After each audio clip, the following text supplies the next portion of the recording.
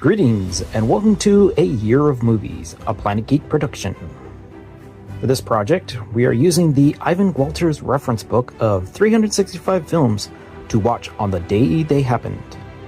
Each day, we watch a movie associated with the date we are watching it on.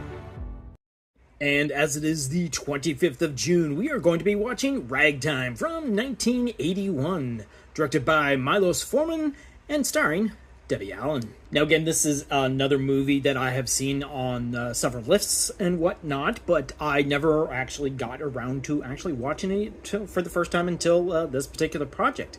And like I'd already mentioned, not only does this movie star Debbie Allen, but it also stars James Cagney, Jeff Daniels, Fran Drescher, Brad Dourif, Elizabeth McGovern, Howard E. Rollins Jr., James Olsen, and Mary Steenburgen. This story invokes a pre-World War I New York. A white family, headed up by James Olsen and Mary Steenburgen, finds a black baby in the yard and takes on the mother, played by Debbie Allen, as a maid. A black pianist, Hull House Walker Jr., played by Howard E. Rollins Jr., returns for his woman and child after finding success in a Harlem jazz band.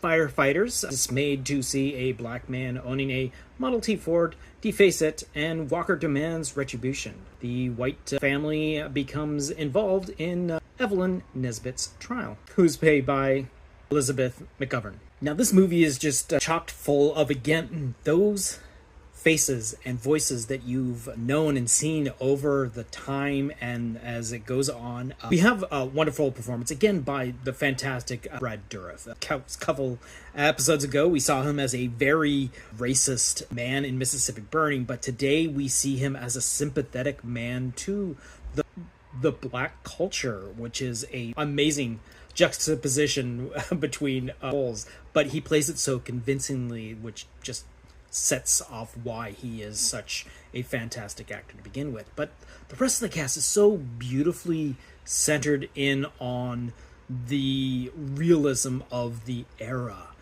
We have a surprising Mandy Patinkin in this as a Jewish artist who ends up becoming like a film director by the end of this movie. We have in a small part where the first time he was on the screen, I'm like, hey, God, is that Donald O'Connor, who turns out to be a dance instructor for Elizabeth McGovern's character later on? We are just dealing with such a fantastic course of several stories that eventually culminate into one big chaotic ending. Not that it's chaos, but it's chaos at the time. A lot of stuff comes down, and it's a very wonderful fully execution of this very fascinating story that, again, several storylines culminating into one. There's a stunning sequence quite near the beginning of the film where Harry K. Thaw, portrayed by Robert Joy,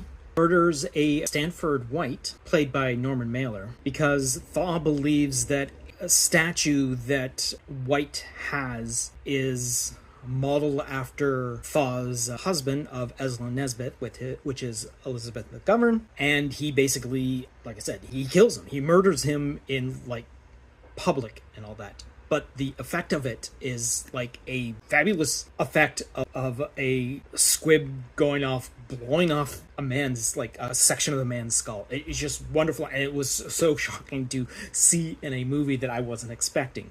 But this actual sequence actually happens on June 25th, 1906, which is about 16 minutes, like I said, into this 2-hour and 35-minute movie. And when it came to the Academy Awards for that particular season, it ended up getting nominations for Best Supporting Actor for Howard E. Rollins Jr., Best Supporting Actress for Elizabeth McGovern, Best Art Direction, Best Costume Design, Best Cinematography, Best Original Score, Best Original Song, and Best Adapted Screenplay. And on that note, we're going to wrap up this particular episode and look off into the future to see what we're going to be watching for tomorrow, and that is going to be June 26th, and that is going to be Wilson from 1944. So until next time, go see a movie.